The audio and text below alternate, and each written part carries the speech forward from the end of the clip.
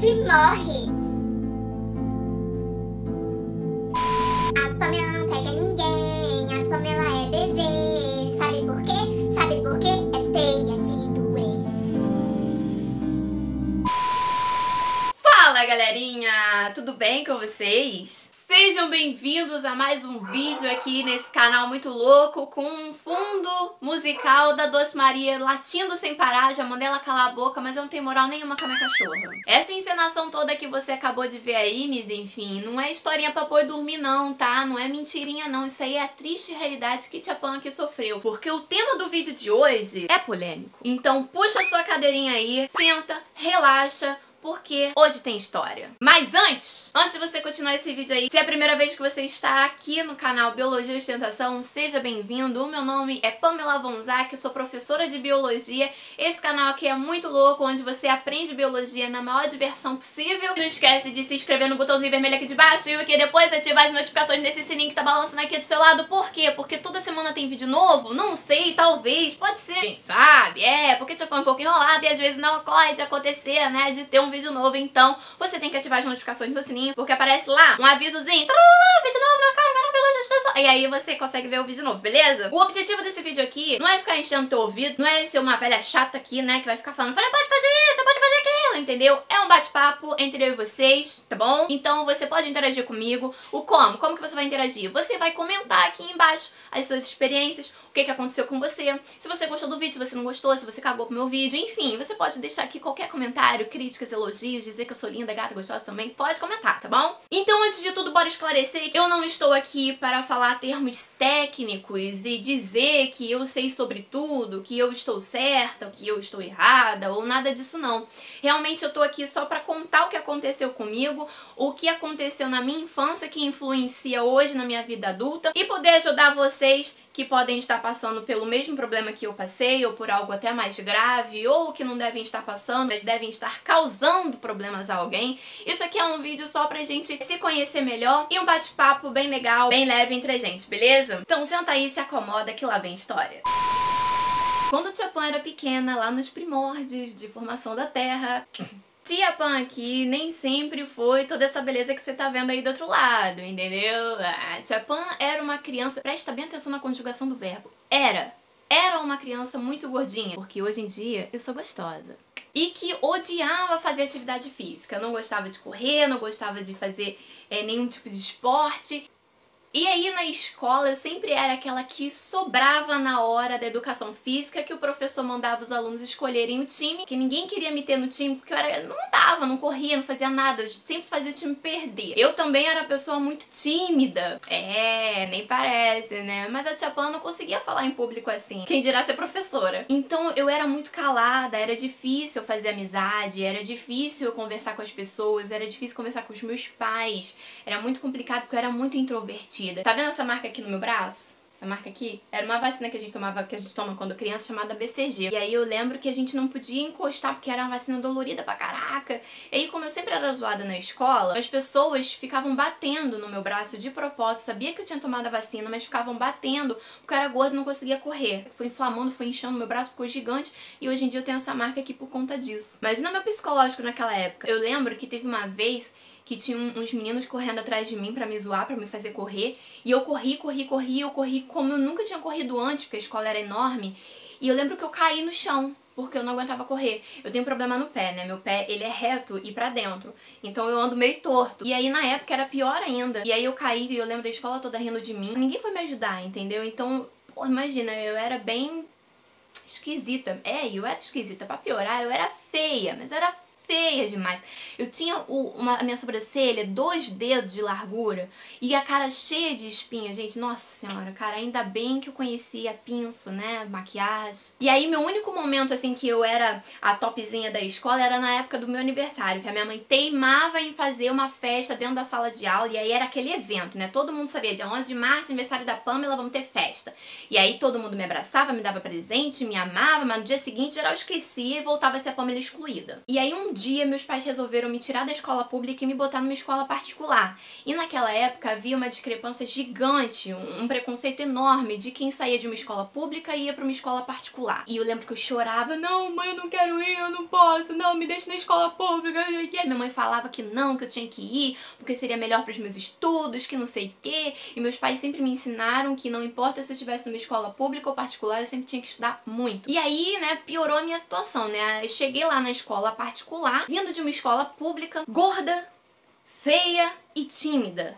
Mano, eu virei o foco. A galera não me queria nos times pra jogar na educação física, a galera não me queria nos trabalhos de escola, porque achavam que eu era burra, porque venho de uma escola pública.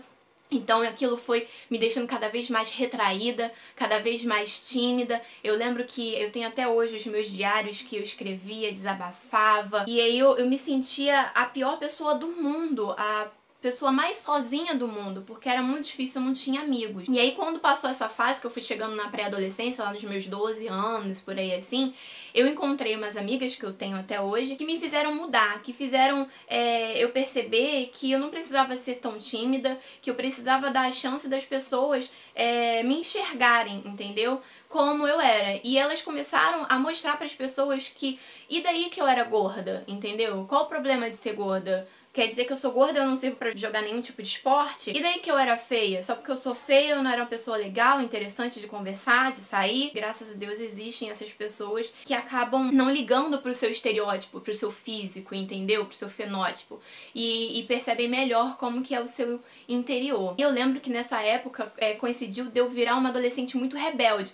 Na verdade não foi coincidência, é porque a minha infância inteira eu era tímida, calada, fechada, e aí de repente eu comecei a perceber que eu era capaz de mostrar quem eu sou por dentro pra todo mundo ver. Então eu queria gritar, eu fiquei agressiva, qualquer um que falava alguma coisa já queria partir pra cima pra brigar, pra discutir. Eu fui uma adolescente que era rebelde sem causa real, entendeu? Qualquer coisinha, já explodia, pavio curto mesmo. Então eu dei um trabalho pros meus pais, nossa senhora. E isso tudo era por quê?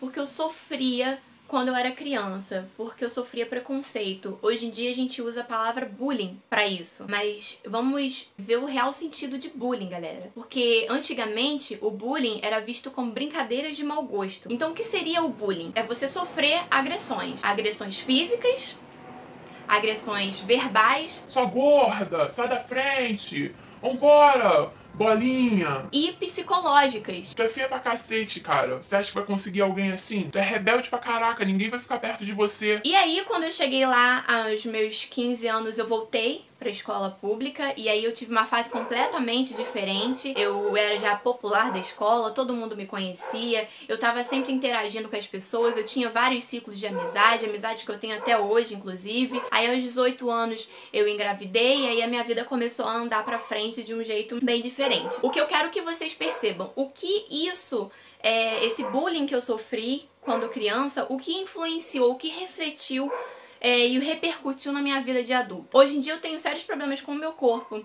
Eu sempre acho que eu nunca estou no padrão de beleza da sociedade. Eu sempre acho que eu estou acima do peso, gorda, e que eu preciso sempre emagrecer. Eu estou em constante dieta. Eu estou sempre tentando fazer uma atividade física para emagrecer. Eu quero dizer que mesmo eu tendo sofrido esse preconceito, o bullying, e ter refletido alguma coisa na minha vida adulta, eu consegui passar, eu consegui sobreviver a isso. Então, eu consegui passar por essa fase, o que eu acho que praticamente todo adolescente passa. Mas não é todo mundo que consegue passar de boa por isso. Não é todo mundo que consegue passar pela adolescência, que já é hormonalmente e biologicamente falando bem diferente, bem difícil, numa boa. Eu quero falar pra vocês, que adolescentes que me assistem e me acompanham, que é difícil pra caraca, mas que, cara, é só uma fase. E que se você ser você e não ligar pro próximo, não ligar pro outro, pra zoeira do outro, você vai conseguir passar por isso, você consegue sobreviver. Porque o que importa é o que tá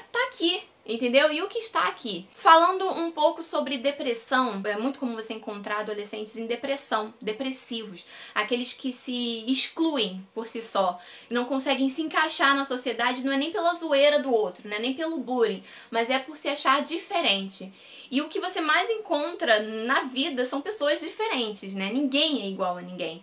E cada um tem a sua característica especial. Eu não fui uma pré-adolescente depressiva. Eu conheci a depressão depois que eu já tive a minha filha. E foi justamente por conta de eu ter ficado muito gorda. E eu achava que eu nunca encontraria ninguém, que ninguém nunca ia me amar, que ninguém nunca queria casar comigo por eu ter uma filha, porque eu engravidei cedo, né? Aos 17 anos, 18. E porque eu tava gorda. Eu lembro que eu sofri muito. Eu chorava muito, eu fiquei agressiva depois que eu tive a minha filha e foi uma época bem complicada pra mim. Eu costumo dizer que realmente depressão não é frescura, que se depressão ou ansiedade ou qualquer outra doença assim psicológica fosse frescura, pra que existia a profissão de psicólogo, não é mesmo? Então se você se sente um pouco diferente, um pouco isolado, excluído da sociedade, procura um amigo, procura um psicólogo, tá? Conversa com seus pais sobre isso, porque você perceber isso e querer se ajudar não é se chamar de louco, não é se achar um maluco, isso é normal, tá? Então procura uma ajuda sim de um profissional chamado psicólogo, ele sabe exatamente o que fazer pra te ajudar e pra te curar. E é muito comum você encontrar adolescentes que sofreram ou sofrem bullying depressivos. É uma fase onde todos estão sofrendo uma mudança e que precisa ser olhada com muita paciência e cautela pelos pais e profissionais da escola, porque é na escola que acontece a maioria dos bullying, a maioria das agressões físicas e verbais entre os adolescentes. Aqui esse vídeo não é só para os alunos, né, que me acompanham, adolescentes que estão aqui no canal. Também é muito interessante você mostrar isso para os seus pais e educadores também estarem por dentro desse assunto. E aí eu decidi gravar esse vídeo aqui porque esse assunto tá bastante em alta agora nas redes sociais e principalmente depois que saiu essa série nova aí da Netflix, né, 13 Razões Por Quê, e as notícias sobre esse jogo da baleia azul que começou lá na Rússia e tá repercutindo pelo mundo inteiro. Então eu pensei em expor aqui o que eu acho pessoalmente e como educadora também, o que eu tenho presenciado e vivido. Então, primeiro eu contei a minha história pra vocês, do que eu passei, que eu também fui uma adolescente comum. O meu conselho que eu dou pra esses adolescentes que estão passando por essa fase que realmente é muito difícil, de mudanças hormonais, de mudança no seu corpo, de mudança da sua fase de criança pra adulto, é que não acha que você é o único, tá? Você não é o único que tá passando por isso, você não é o único que tem problemas em casa, com sua mãe, com seu pai, com algum amigo, e então tenta não centralizar o foco em você. E se você acha que você precisa sim de uma ajuda, de alguém que saiba, que entende do assunto, procura sim um psicólogo, que ele é muito importante para essa fase nova que você tá vivendo. No caso dessa série aí nova da Netflix, que eu acredito que todo mundo já viu, vai ter um pouquinho de spoiler aqui, então se você não gosta, né, sinto muito, mas assistam, é importante, porém eu vou frisar o que eu achei e o que as críticas estão falando um pouquinho sobre ela. Eu vi a série, e a série fala basicamente da história de uma adolescente no ensino médio, que é a Hannah, e ela sofre bullying porque ela sofre agressões físicas e verbais dos adolescentes lá da escola. E que um monte dessas coisas que foram acontecendo levaram ela ao suicídio. E o tempo inteiro a série tenta mostrar, ao meu ver, que ela não precisava daquilo. Que tinham pessoas que, como os pais e o melhor amigo dela, que era o casinho, o crush dela, que estavam tentando fazer diferente. O que as críticas falam? Que a série mostra que não tem solução pra isso, que a série mostra que a única solução é se suicidar, que há um incentivo ao suicídio. Eu não vi dessa forma, porém é importante frisar isso, que tem que ter um certo cuidado, sim, quando a gente fala sobre bullying, depressão e suicídio, porque isso tudo tá muito interligado e isso tudo é muito perigoso. O que eu acho também que a série mostra, além de fazer você refletir como você trata o seu próximo, que em questão de que não é uma brincadeira quando só uma das partes riem, sabe? Então o bullying, ele não se trata só de brincadeiras de mau gosto, mas sim das agressões. E ali mostra bastante alguns tipos de agressões específicas. Interessante também de que a gente tem que prestar atenção aos nossos filhos e os educadores ao ambiente escolar. Numa escola você tem que ter uma visão geral do que está acontecendo, entendeu?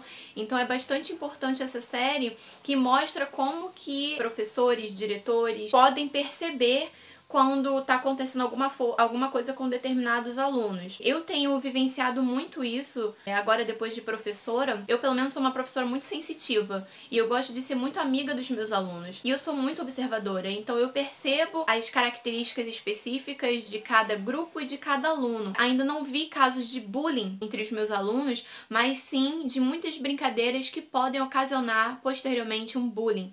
E é importante a gente estar sempre, como educador, prestando atenção nisso e evitar que isso evolua. Eu acho que essa série mostra muito isso. O que a gente tem que prestar atenção com o próximo e o como que a gente tem que perceber e agir quando vê que alguém está precisando de ajuda. Por fim, eu gostaria de comentar um pouquinho sobre esse jogo da Baleia Azul que alavancou aí pelo mundo, principalmente através das redes sociais, e dividiu muitas opiniões entre bobeira, gosta de aparecer, e entre levar a sério mesmo, de fato, o que está se passando. Primeiro de tudo, eu li um pouquinho sobre o que significa esse jogo aí. É basicamente vários desafios, eu acho que são 50 desafios, ao qual, por último, é o suicídio. Então você vai fazendo desafios, cumprindo desafios que podem ser difíceis, podem ser fáceis, desafios de você se automutilar, né, você se cortar, pra mostrar que você realmente está dentro do jogo, e aí você vai fotografando, filmando e mandando isso para as pessoas que estão por trás disso tudo. Eu tenho pra mim o que eu li sobre o jogo e o que eu acho das pessoas que participam, que essas pessoas que entram nesse tipo de jogo, pelo menos a maioria, e que finaliza o jogo, já entram com o intuito sim do suicídio e tem problemas sim. É aí que os pais entram, é aí que os pais têm que entender e não ir partir pra cima do filho com agressão por conta da preocupação. Eu acho que a conversa é muito importante, você saber o que o seu filho tá passando, o que ele tá vendo no celular, na internet, no computador, saber como que é a vida do seu filho na escola, porque a pessoa que entra nesse tipo de jogo, ele já sabe o que ele quer, mas ele precisa de um incentivo. E esse jogo, ao meu ver, é exatamente isso. Então, pra mim, não é uma bobeira, como muitos têm falado por aí, é falta do que fazer. Não. É um caso que tem que ser levado a sério e que tem que ser cuidado, entendeu? É importante que a gente preste bastante atenção nisso e cuide das nossas crianças que estão se envolvendo nesse tipo de situação. Porque às vezes é difícil você perceber, mas eles sempre deixam algum sinal.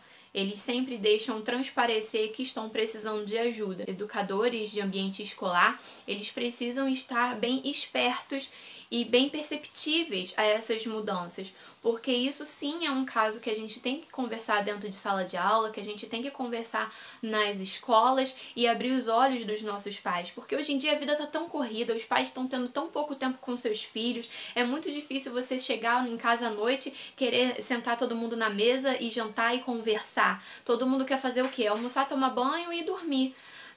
E cada um se isola no seu mundinho ali, principalmente esse de celular, de computador, de redes sociais.